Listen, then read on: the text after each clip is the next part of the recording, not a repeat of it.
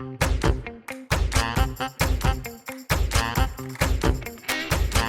you ever wondered what goes on behind the table at a dance competition? Exactly what are the judges looking for anyway? This is Making the Impact, a dance competition podcast. Each week, we'll cover a different topic related to the world of competitive dance from the perspective of the judges behind the table. As much of the country is still under stay-at-home orders, dancers are finding ways to continue to diversify their training from home. Cross-training is a perfect way to supplement your online dance classes and is ideal for small spaces. On today's episode of Making the Impact, we are joined by IDA judges Katie and Kelsey, who have both added cross-training and conditioning to their teaching resumes. Hey everybody, and welcome to this week's episode of Making the Impact. I'm your host, Courtney Ortiz, and I am here today with my co-host, Lesley Mealor. Hello, everybody. We are super excited to be here today to talk about cross-training during quarantine. But before we jump into the episode, we want to say thank you to all of our listeners and subscribers who have been tuning in for the past few months. We've had such a blast creating this content for you, and I know all of our IDA judges have loved joining in on the discussion throughout the season so far. We also have officially hit 20,000 downloads since our launch in October, which is so unbelievable. So thank you again for your support. Be sure to follow us on social media at Impact Dance Adjudicators to stay up to date with our new episode releases, judges tips every Tuesday, and you can even check out our new virtual competition, which has registration open now. And we even have a few sponsors for our virtual competition event, and one of them is our podcast sponsor, Level Up Dance Supplies. Level Up Dance Supplies is a dance mom-owned and operated small business that has the largest selection in the U.S. of dance gear and core strength training tools. They carry the top name brands including Glamour Gear, Rack and Roll, K&K Miami, and so many more. Level Up specializes in dance bags with racks and carries up to 13 different styles and brands. They have even designed their own line of innovative dance products, including new rolling rack travel bags, cosmetic cases, mirrors, stretching bands, and so much more. So if you or your dancer are in need of any dance supplies this season, be sure to head over to their website now at levelupdancesupplies.com. And we also have had some fabulous reviews come in from all of our listeners on Apple Podcasts. So I'm going to share a few with you guys. This is from user Sakurka. She or he says, learning so much. This is my daughter's first year of dance competition, and this podcast has been great at helping me understand things from a judge's perspective. I highly suggest this podcast to anyone in the competitive dance world. Well, thanks. And we have another one coming from user Delaney B on Instagram. They say, I love this podcast. I discovered it about a month ago and haven't stopped listening. I love the knowledge the judges and teachers have and their willingness to share. It is truly inspiring and I've learned so much. Thank you for opening my mind. I'm a dancer and teacher and strive to fill my head with more knowledge. Keep doing what you're doing because this is amazing. Yay! Fabulous reviews. Thanks to all you listeners that have been sending them in. All right, let's jump into the episode. We have two fabulous IDA judges who are joining us today to discuss cross-training for dancers at home. And let's get to know them a little bit. So first up, let's meet Katie. Hello. How are you? Oh, I'm good. Thank you guys so much for having me. Of course. Please feel free to share with the listeners a little bit about you, who you are, where you're from, and what you're up to now. Well, I'm Katie McGinnis. I'm from Chicago. I am a professional dancer, an adjudicator, an instructor, and I'm a newly certified personal trainer. So some of my performing credits, I've worked with Norwegian Cruise Lines. I've been on the TV show Empire, and I was on faculty at the Lou Conte Dance Studio here in Chicago. I'm missing my dancers this season, obviously, but I'm excited to talk about cross-training from home today because that's what's been really keeping me busy during this quarantine. Awesome. So happy to have you here. Thank you for joining us from Chicago. And next up, you may remember Kelsey Nelson from our Competition Kindness episode that launched back in February for Valentine's Day. And we are excited to have her back on this episode about cross-training. Hi, Kelsey. Hi, I'm glad to be here joining you again on this awesome episode. Yes, and just in case people may have missed that episode to learn about you, feel free to share with everyone a little bit about who you are and what you're up to. Yeah, so I attended Oklahoma City University with Lesley back in the day. Go Stars. It feels like it was not that long ago, but it definitely was a while ago. And I went on to perform professionally and have transitioned into teaching over the past 5 years and developed kind of my own conditioning cross-training program for dancers that has led me all over North America. teaching in studios and connecting with so many talented kids. So I'm excited to be able to share my passion and knowledge on this podcast today. Awesome.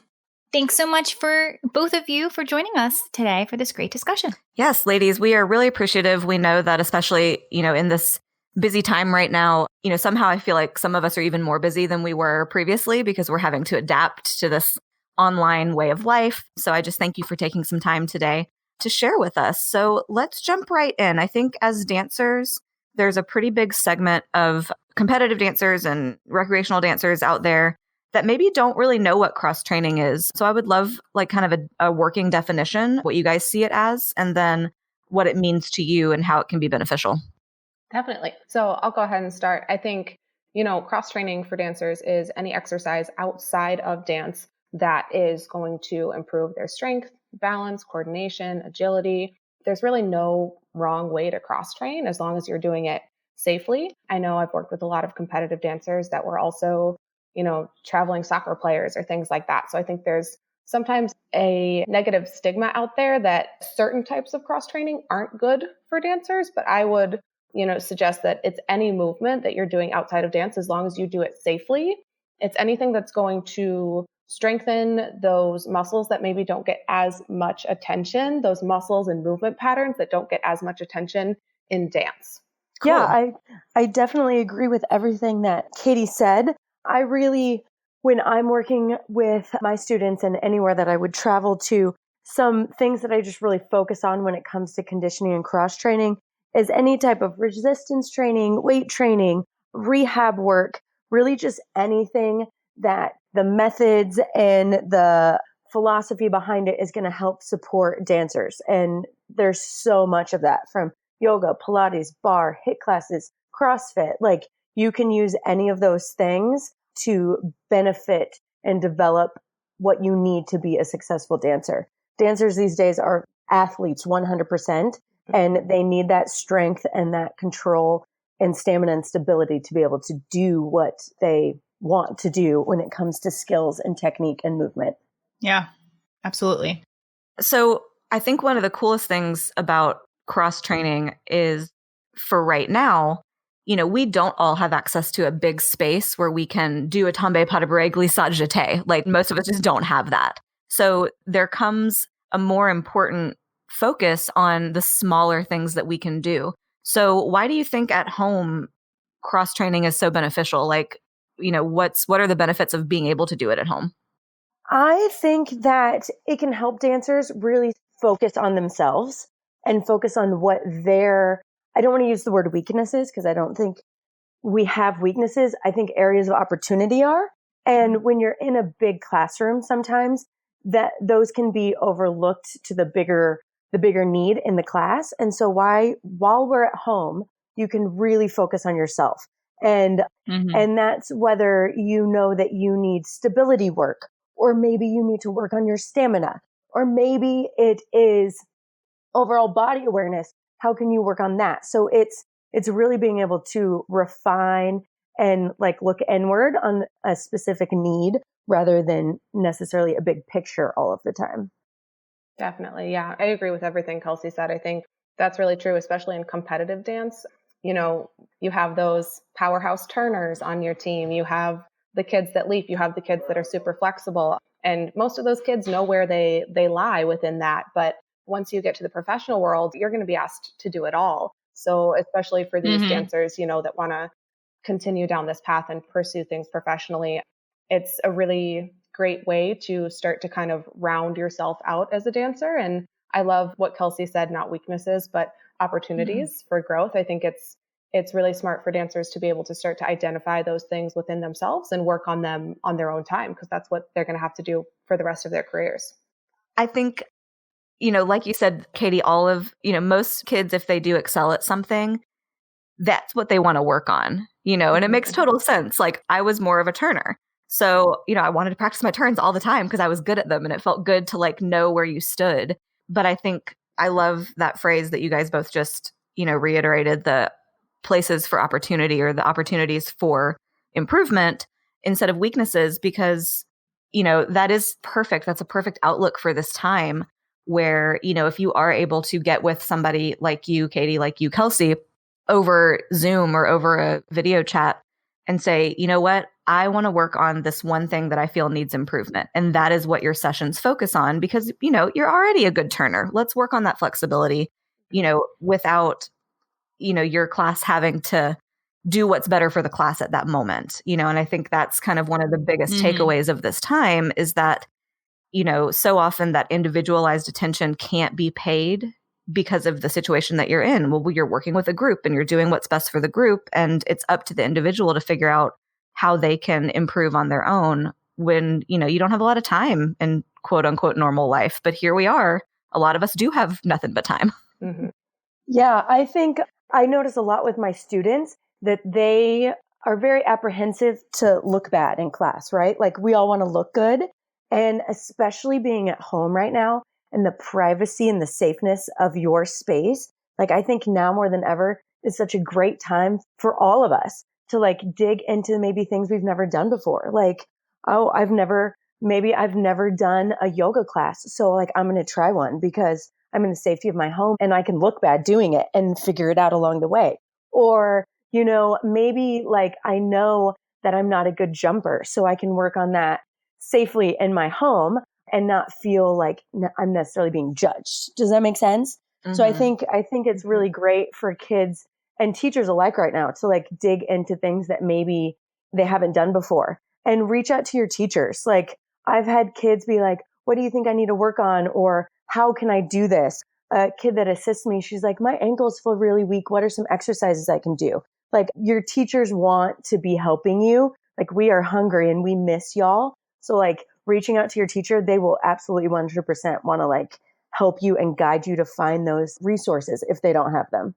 Yeah. And all of this is wonderful. And I think that something that you briefly touched on, Kelsey, that we talked about in our virtual class episode that we did a few weeks ago, we just discussed, the safe place of being in your home sometimes. And some dancers may feel that they aren't comfortable in their house because the studio is their getaway. But other dancers might enjoy this safe place where it's just them in their room, where they can even turn the camera off if they want and just take in the class, however. And us as dancers being perfectionists, that makes so much sense because, sometimes you don't want all eyes on you. And sometimes you just want to figure it out on your own and however long it takes you to figure it out and whatever method you need to do, So this is a nice time of discovery to figure out your strengths, not weaknesses. There's no weaknesses, but what works for you and what doesn't and what you need to keep working on. So I really love all of these suggestions so far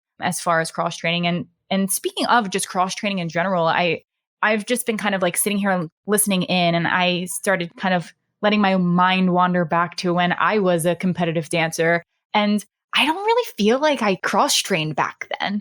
And it's interesting that, it's a very big thing now. And I love that our training has evolved to need this because it's nothing but good. No one ever told me, hey, you should go take Pilates class when you're not at dance class. And I wish someone did because my core would be so much stronger right now. And I wouldn't have as many injuries right now if I did. And we spent a lot of time doing strength and conditioning in class.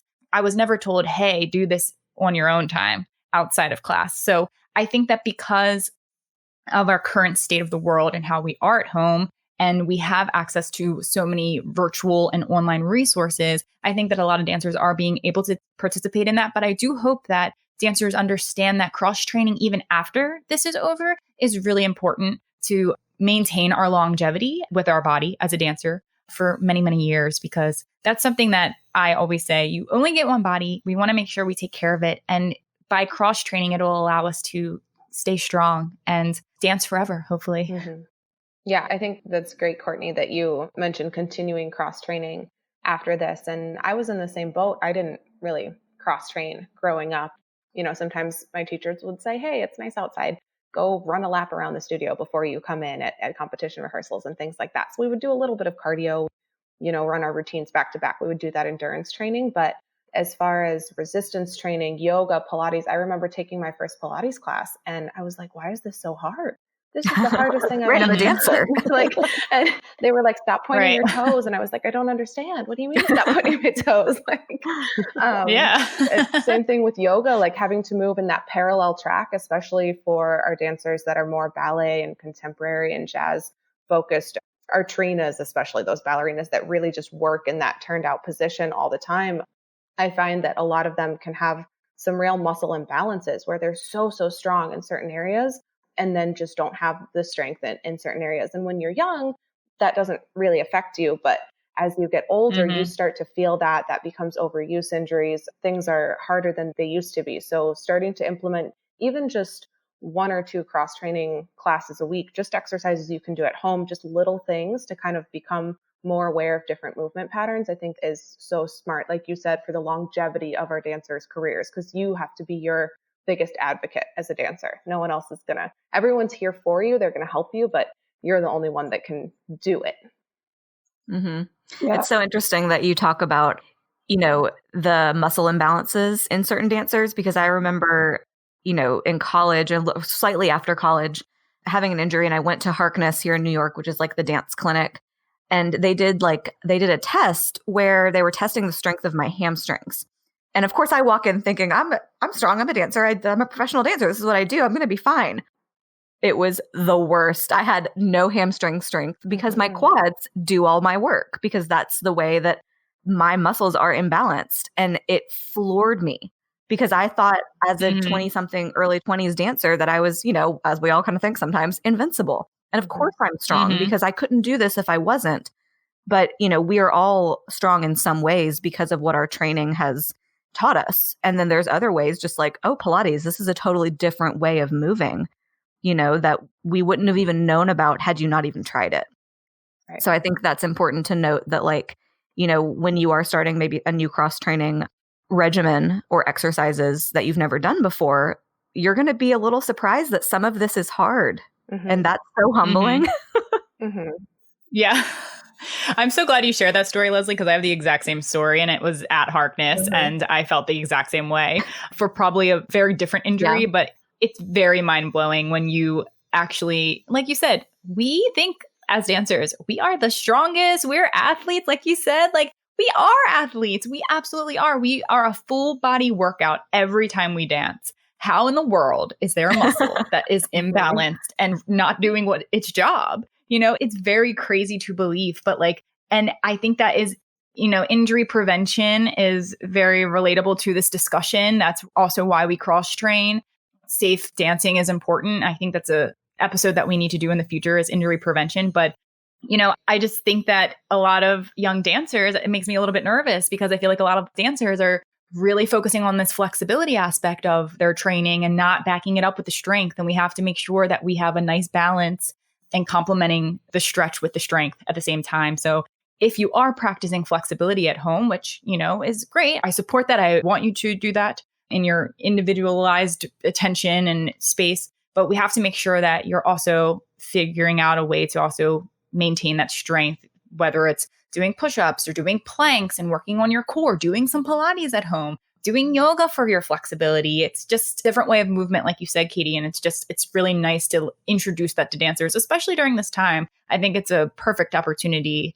I also think that for teachers, like we've mentioned previously, we're restricted with our space at home. We don't have the studio space. So if teachers are struggling on figuring out how can I keep dancers invested in class and keep them enjoying class, maybe, change up class this week. And instead of contemporary, we're going to do a Kelsey Nelson inspired core strength workout for the class today and pull up one of Kelsey's videos and actually do it, because you can do that at home and you don't need a lot of equipment to be able to do some of your stuff. And Kelsey, feel free to kind of elaborate on what some of your conditioning classes entail and how you can do them at home for listeners. Yeah, absolutely. So I started creating conditioning for my dancers based on their need. So teaching them and seeing where those imbalances were, seeing where their opportunities lied.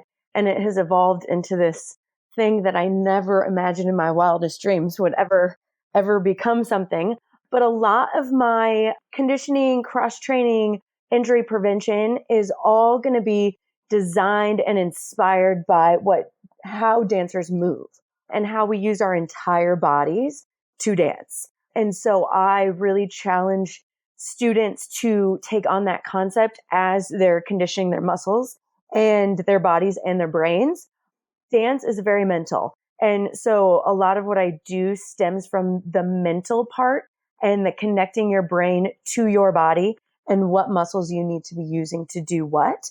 And that is where the challenge really lies. It's very core focused and also stems into legs, arms, back, the whole nine. But I believe that your core and your stability is really going to help you expand in all areas. And so a lot of what I do really starts there and then expands out from that. Awesome. Yeah, Kelsey, I was watching one of your Instagram stories and you were working with a little girl. And I kind of want to speak to what people have at home that they can use in lieu of. So a lot of your stuff I've seen like uses your resistance bands or your what do you call them, the yoga blocks and things like that. So like, let's say you have a student who wants to do some of your exercises that require props. What are you suggesting that they can use in lieu of your traditional yoga or Pilates prop that you would have to purchase? Oh, absolutely. So what I've been suggesting, I've been teaching some classes for the Bridge training program, and we've had great enrollment, and not all of those dancers have all the props. So anytime that I'm teaching class, an example would be instead of using a yoga block, using a book or a tissue box. If they don't have a TheraBand, using an old pair of tights or a pair of really stretchy leggings. If they don't have like those gliding discs that would slide on the floor, they could use a paper plate or a towel. So just kind of, if they don't have a small Pilates ball, using a pillow and folding it in half. So just kind of trying to find things that they can use that they have in their house, accessible to them, and also offering modifications if they don't have any of those things available. So there's always a range of execution, whether you have a prop or you don't, you can always do the exercise. It's just going to be scaled to what you have around you to be able to execute it. I love the idea of tights as resistance bands. That's amazing. Yeah. I think that's really smart. I would have never thought. Yeah. You got to get creative up in here. Katie, Katie, along the same lines, I want to know like what your at-home training looks like right now. Like, are you training for specific studios? Do you have anything available for just any individuals? Like, what's going on with you? Definitely, yeah. So I have been in the fitness side of, this crazy world for about 5 years, and I'm a newly NASM certified personal trainer. So I had just sort of started taking on clients before we went into quarantine. So I'm taking clients from home. I'm doing Zoom and Skype sessions, and then I'm also teaching HIIT classes with a gym I work with. So high intensity interval training classes. And we're getting really creative as well. So I love the suggestions that Kelsey mentioned. We do more weight training and resistance training at the gym I work at. So, soup cans or those big Gatorade bottles we've been using as weight. My clients that want to lift something a little bit heavier, detergent is great. Laundry detergent, a full thing is almost 10 pounds. I would suggest if you don't do weight training on a regular basis, start really light, obviously, and work your way up from there and do it with the help and guidance of a personal trainer or fitness instructor. But that has been great. Doing workouts on your couch using a chair for tricep dips, using your couch to prep pistol squats or just a seated squat, come back up. There's really simple functional exercises you can do with things that everybody has in their home. So I've been getting really creative with that as well, and it's been fun. Hey listeners, even though the dance season may have ended a bit early for us this year, it shouldn't stop us from continuing our training at home. Level Up Dance Supplies is the perfect place for you to go if you are looking to amp up your home training gear. They have a variety of dance floors that you can purchase to create your at-home studio. They even have portable ballet bars, stretching bands, turning discs, and so much more. If you're in need of any new dance gear to complete your home studio experience, head to their website now at levelupdancesupplies.com. And don't forget, use the special promo code IMPACT at checkout to receive $10 off your very first order. And now, back to the show. Yeah, I feel like that being in New York, and that's been one of my struggles in this entire quarantine, is just lack of space.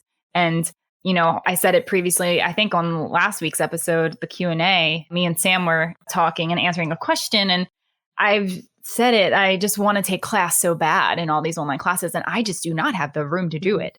And then I start looking at my apartment and I'm like, okay, well, maybe I can, do Pilates or yoga. And I still don't even really have a lot of space to like lay a yoga mat down where I can have like the full space and width that I need. But I think that at this time, with all of the online resources, there's so many options like that you guys both just described, where people are figuring out ways to make it work at home. And I love that so much. For some reason, Katie, when you were just talking about all the different like things you can use for weights, something that I can't pick up that I think would be helpful is like kitty litter. I have 2 cats. So like kitty litter is so heavy. Yeah. If you get like a 15 pounder or a 25 pounder, like you could do some crazy weight stuff with that. I mean, I think we could create such a huge list of so many things that we could utilize in our house for weight training or resistance training or props to support us and stuff. But it's really, really awesome. And I've been looking up a lot of different free. There's a lot of low cost, a lot of donation based resources online. Something that I am going to hopefully make some room in my apartment and do is Core Power Yoga. They're doing free classes online right now, which I love because it's like a nice blend of strength and yoga. So I'm personally gonna check that out. And I'm sure there's a lot. I think we actually created a nice COVID resource list, Lesley, from the blog that have a lot of options as well, and things that our IDA judges are hosting online too. So definitely listeners, go check out these amazing resources that are at your fingertips to, jump into one of these new styles of class that you maybe have never done, even to the parents who are also hanging out at home, stuck with their kids all day. Right. Like everybody can be working out together. It would be nice. It would be nice. Well, speaking of being at home and having no space, in terms of safety, I'd like you guys to kind of chime in on how we can do all of this safely, because like we've been saying, some cross training is very new to people. And, even if you do have an instructor sort of right here on Zoom or on a video chat, there's still some safety measures that we need to think about. So if there's anything you guys can think of in terms of what we need to do to keep everybody safe, speak up. Definitely. So I think there's a lot of things we can do. If you are, just watching a Instagram IGTV class or something like that, if you are tuning into a Zoom class and you don't have your camera on, if you're not in a position to get feedback, I think it's really important to be even more proactive about making sure that you are, in the right class for you. I think if you've never taken a yoga class before, it's okay to start with a really mild, gentle yoga class and just get comfortable with each pose and position and see how those feel in your body. It's okay to go back and be a beginner at something, because you can be a professional dancer, but if you've never taken a yoga class, you've never taken a yoga class. It has no reflection on who you are as a person. So I think whatever you're doing, if you're starting with something new, start from square one and really just, keep track of how you're feeling as you go. Because I think as dancers, we have a tendency to, especially using yoga as an example, maybe look at something and say, oh, that looks easy. I could do that. I just, but it's about understanding what is the function of this movement? What is this supposed to help me with? And making sure that you're not, because again, when I first started taking yoga, I would be in a downward dog and they would say, put your leg up. And I would put my leg up and I would turn it out as far as I possibly could. And I would try to like touch my toe to my head. And they were like, whoa, whoa, whoa, whoa, whoa. And when they squared off my hips, my leg fell down to like 45 degrees, right? And that was humbling for me. And I was like, oh, like, I guess my leg only really goes high if I turn it out. Interesting. And then you can start to, tap into some of those opportunities for growth that we've been talking about. So I think if you're working on your own and you don't have the opportunity for real-time feedback, it's really important that you start from square one, whatever you're working on, and work your way up and ask for help along the way. And then, if you are working with a personal trainer online, or you're taking a fitness class where somebody can see you and give feedback, make sure that, the person that you're taking class from is a experienced fitness instructor or a certified personal trainer. Make sure that they can see you fully, even if you are in a really small space, so that they can properly correct what you're doing. and just ask questions. If something feels funky, if you're like, hey, we're doing this squat, but like, I just feel my quads burning, going back to that quad thing. It's a recurring thing for dancers, that ask about that. If something doesn't feel like it should, I think as dancers too, we tend to be very like aesthetic focused, and we're just like, well, I look exactly right. I'm doing what they're telling me to do. So sometimes we don't tune into, okay, how should it feel? Maybe it's okay to not look exactly like them. Maybe you don't go as low in your squat, but let's find those hamstrings and find those glutes. What does your body need to do to find those things? So I think the most important thing people can do is just ask questions to really, kind of fill in these gaps and start to, like I said, be their own advocate. So then you have this whole arsenal of tools you can go back to later on if you start to feel like, oh, like my quads have been feeling really overactive. Well, what did I do in cross training? Okay, let's incorporate some of those exercises back into my regimen, back into my warm up, whatever that may be. Yeah, I agree with everything Katie said, and half of it I had written down. And I was like, oh, she's touching on all the things I was going to say. Something to add into what she said is I would take everything slow. There's no need to rush through a class. There's no need to like see how many of something you can do, especially if it's like a live class where you don't have access to the teacher, like on Instagram or Facebook or YouTube. If it's a pre-recorded class, like pause, rewind, like really listen to what they're saying so that you can get the most out of the class in a safe way. So there's no shame in taking it slow whatsoever. And I would also just think about how you're executing what you're doing. So if you have never done something before, like say you've never taken a HIIT class or you've never done a Pilates class, really listening to instructor and how they're explaining it to you. This time in our world is so interesting because a lot of us as educators and coaches and trainers are so hands-on that we're having to learn how to use our words to get somebody to get a result. And as students and as participants, we are having to learn how to open our ears and our eyes and really listen and comprehend what is being said to us. So really just like taking the time and thinking about the technical execution, the why, the how, as you're taking these classes. There's nothing to prove to anybody if you can get your hips all the way down in a squat, or if you have to take it nice and slow. And like Katie said, do a squat onto your couch and then stand it up. Like take it at your pace and really just focus on the technique of it. That's two things that I think, in addition to what Katie said, will really be beneficial and help it be safe when you're taking classes at home. I love that.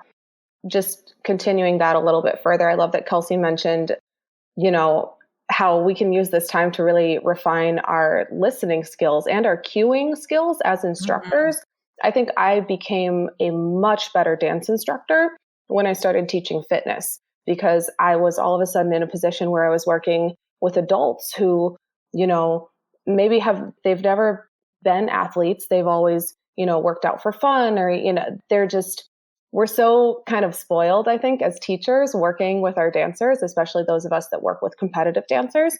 We're used to just showing something and saying, okay, go. And we'll give corrections. We'll give feedback to our dancers. Of course we do that. But I think the missing piece quite often, because a lot of us teachers didn't grow up with it or don't have that experience, is telling our dancers, when you prep for this turn, I want you to pull your belly button to your spine, drop your tailbone, roll your shoulders down your back, feel your lats pressing down your back. Do your dancers know where their lats are? Like these anatomical things. Because when I first started teaching, I didn't use cueing like that. I didn't educate my dancers on where certain muscles were and what they did, because quite frankly, I didn't know, because that wasn't how I'd grown up. And I feel like, again, the more we can like really be specific with the cueing, because even the young dancers, they understand it, getting them to feel their body. Don't just wind up for your turn and go. Let's think about how we're prepping each body part. It's going to make them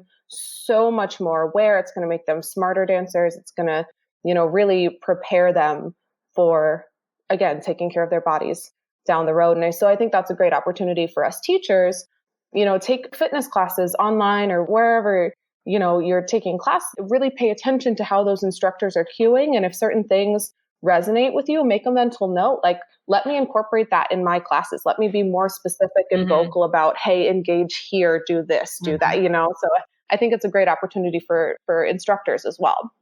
Yeah, absolutely. I mean, I think, Katie, you bring up a really interesting and important point that a lot of us who are teaching now did not grow up with that anatomical perspective of how our bodies are moving through space. I think a lot of us in at least our age bracket, we didn't encounter that till maybe college or later when you did start taking a yoga class or a Pilates class. And I even find myself now like feeling very much like a yoga instructor in how I teach, because that is so beneficial when I'm taking yoga, being a person who, like, I know how my body works. Like we were saying, like, I'm going to go into yoga and this makes sense. But my leg is up, turned out, because that's where legs go in dance. Why in the world would I turn it in and be parallel? And that feels terrible. But the explanation behind it and everything else just makes so much more sense. And so, I do think that right now, like you just said, working as instructors on how we're cueing, how much more descriptive can I be? And when in the series of what we're doing, should I say that one thing? I took just a very kind of chill sip and stretch class the other night, and you had your little drink and you were going to do a stretch, and it was cute. But I had never taken this person's class before. And I found it a little difficult because I was looking at a tiny screen on my phone and he was doing the movement, but the cueing wasn't precise enough for me to know, having been a very first timer with what he does. So I do think that's fascinating for instructors to remember that, we're obviously, and everybody knows because they're doing it, like having to really adjust how we're teaching. And what a cool moment in time to kind of be forced to do that. Like, if we weren't going to take initiative to do it previously, like, well, here we all are having to do it. So yeah. I mean, I agree with you all, like always. And I really like where this discussion has gone as far as, how we are now teaching. And I think what you mentioned, Katie, about just kind of understanding our body, and what you just mentioned, Lesley, it's true. We probably didn't really learn the anatomy of our body and how the mechanics work until we really, maybe it was introduced towards the end of my training at the studio, but if not, you definitely learn it in college. And it would be really awesome, especially now. I'm sure there are courses and classes online that dancers can be introduced to body mechanics and things for dancers that they can watch and learn, but it will change how you dance. It will change your mindset going into ballet class. And if, I'm not saying that 8-year-olds need to be watching this class because they'll probably be bored, but, maybe teen and older, and especially if you love dance and you want to pursue dance, and especially if you've already experienced an injury as a dancer, it is so important to understand why and how that happened, and, what muscles you're using when you dance through the moves. It's very, very helpful. So I think that could be something that teachers could also utilize now during this time and introduce into their classes. I know there's a lot of like fun coloring books and things that dancers have for like ballet positions, but there's also a coloring book for anatomy of your body and the different muscles and stuff like that dancers could look into. So that's just another helpful suggestion. But overall, I think that this, it really has helped how we teach. And you know what? I'm thinking off the top of my head, Richard from Dance Teacher Network, who posts all of, I forget his last name. Elsie? Yeah. Elsie. How do you say it? Elsie, I think. Elsie? Okay, so Richard Elsie from Dance Teacher Network, who we all love. And if you don't know who he is, go check out his stuff. But I think that what you mentioned, Katie, about kind of teaching and cueing properly and giving imagery, I think that he does that and translates that so well to younger dancers. The sooner that we as teachers can translate that kind of language and understanding of how to properly place your body for the positions, then the dancers will continue to use that as they grow throughout the years. But something that I've admired from him was just seeing some of his videos that he posts and seeing the imagery that he uses to get the dancers to understand. And he has really, really fun, relatable terms for the young dancers that they can relate to. So I think as teachers, we can all strive to kind of figure out the best approach to introduce that to our younger dancers. And, it'll stay with them. So I just wanted to give him a shout out because I immediately thought of him when you started talking about that, Katie. I was like, yes, Richard's killing it with all of this. Guys, I think to round out, I would like to know if you could pick right now for, let's say, I think most of us are going to be under stay-at-home orders for a little while longer. And certainly, the hopes for going back to regularly scheduled dance classes are still to be, decided. But I do think that it'll be a while. So if you could pick one reasonable and achievable, like strengthening goal or stamina goal or something that dancers can achieve in a month of doing some sort of exercise from the sort of world of conditioning and cross training, what would that be? And can you give us like a little explanation of how to achieve it? Something that I have my students do is jump rope. They have to be able to jump rope for their entire competition song from beginning to end without stopping. It's a huge stamina builder, and it really opens their eyes. We do it every year. Starting in January, we start jumping rope, and a lot of them continue to do it all year long. But I had students go from 30 seconds to 5 minutes. Wow. And for them to be able to continually move for that long is just building so much stamina, which in turn is going to help them be able to fully execute all choreography, all technical skills to their max effort from the moment they step on stage to the moment they come off stage. And that's something that you can do at home. 100%. It's beautiful outside. At least we have that in the majority of the country right now. Nice weather. Go outside and blast your music and jump some rope. It's easy. You can get a jump rope off Amazon if you don't have one for not a lot of money. And you can even Zoom with your friends and let's all jump rope together. So that's something that I have my kids do. And it's definitely changed their overall stamina just when it comes to performing in general. Cool. I love that. Yeah, I think that's great. I was going to suggest something like cardiovascular based too. I think jumping rope is perfect because you don't need a lot of space for it. It gets your heart rate up and you don't have to physically travel anywhere. But I've been running a lot and I really encourage that for dancers. Again, like everything else we've been talking about, I would say start slow. I don't really know where it came from, but growing up, I was under the impression, someone told me at some point, running is bad for dancers. Dancers, I was told that it builds your calves in 2 different ways. But knowing everything I know now, we don't want to just build our calves in one way. So yes, if you've been a ballet dancer your whole life, should you then try and go run 5 miles just to see if you can do it? No, that's a recipe for shin splints. I don't recommend that. But, if you do have access to a place to safely walk outside with your mask on, work your way up to that. You go for a mile walk, go for a jog, build it up. I have started running distances and I ran 7 miles the other day and I don't know when I've ever done that in my life. So that's been pretty exciting. Yeah. And so I think that's fantastic for our dancers. And I think, we really need to get outside during this time too, as much as we can and get that vitamin D. It's good for our mental health and all that jazz. But the other thing I would really recommend doing is upper body training. So push-ups. We have dancers and we, work with dancers all year long. And then it comes time to set those competition routines. And I'm like, let's put a lift in here. And nobody can lift anyone, Right.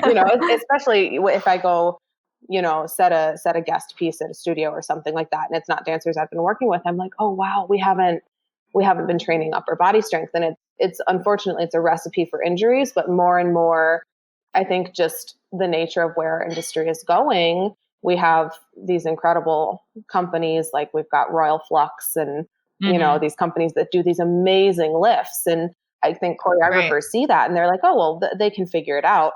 No, they can't. There's a lot of let's figure it out. There's so as a choreographer, I think this is a good thing too. If you're thinking this next season, you want to pull out some of these really athletic, dynamic moves, you want to do these lifts, start getting your dancers to train their upper bodies now and make sure you know how to safely guide them through that. I trying to keep it positive, but I hope you guys have seen the documentary Cheer. Yes. Okay. I haven't watched it yet. Kelsey, have you seen it? Yeah. Okay. Did you notice their push-up form? Was awful. Oh, awful. And I mean, trying to keep it positive, but these kids, they do the most amazing pyramids. Like, they do things that I could never do in my wildest dreams, but their push-ups really scared me, like watching this show, like heads down, shoulders scrunched up. I was like, wow, wow, wow. And these are elite college athletes. So there's, and I'm sure they were exhausted and we just caught some bad push-ups on TV. But I think it's so important that these are elite college athletes, cheerleaders. How do we expect our dancers to know how to perform a proper push-up? I'm still refining things in, my push-up form. If I'm not really cognizant of it, I'll drop my head or I'll, start to pinch between my shoulder blades or something like that. So just starting to get your dancers to understand the importance of upper body training. Why do we do it? And then getting them to focus on like everything else we've been talking about, form first. So have your dancers just do 5 solid, awesome push-ups on their knees, 90 degrees, chest to the floor, make sure their core is engaged and work their way up from there. And it's not about speed and it's not about how many can you do in a minute. That doesn't do anything. We want to really build that muscle and build that, just the upper body endurance. So if you're asked to lift a girl 10 times back to back in rehearsal, you know how to do that safely. Right. Yep. Yeah. I mean, I wish we could apply that same philosophy to turns. Form over how many you're doing. Like, can we please? Yes. Yeah, please. I mean, I was going to jump on that same exact bandwagon. Like, it's so important for our dancers. And this is why cross training is so vital, I think, for them to start understanding and recognizing when the feeling in their body is not correct. Yes. So being able to be like, I feel my shoulders rolling forward. I feel my pelvis tilting. I feel the backs of my legs not stretching. So the more that they can do different things and start to recognize what those muscles feel like when they're dancing and when they're executing a technical skill, they are going to mentally be able to recognize the parts of their body that they are not using correctly. So that's when I'm doing all of my conditioning. I'm huge on cueing, which is what Katie was saying about what muscles they're using, why they're using them, to just be aware so that then when they are dancing, they can connect the pieces much quicker and the corrections can be more detailed and the skills can be more advanced because they have that awareness, and that is all happening because they're cross-training. We hope you enjoyed this week's episode about cross-training at home. If you'd like to follow our guests, you can find Kelsey at KJNDance and Katie at Katie_McGinnis. Don't forget to head over to Apple Podcasts now to rate us and leave us a fabulous review. We love hearing from all of you listeners, and we may even share your review live on the air in an upcoming episode.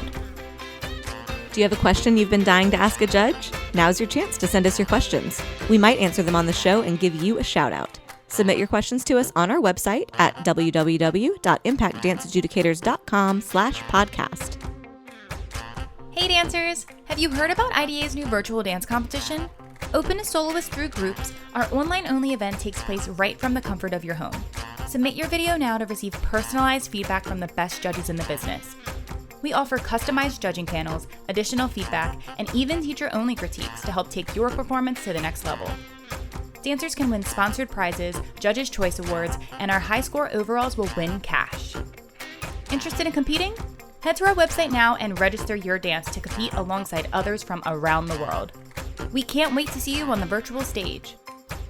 Coming up in the next couple of weeks, we've got our special senior feature episode, as well as an exciting live Q&A with Courtney.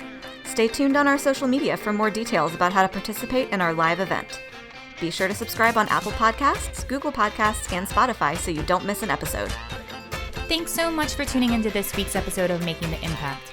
We hope you and your dance families are staying safe and healthy. Until next time, keep dancing.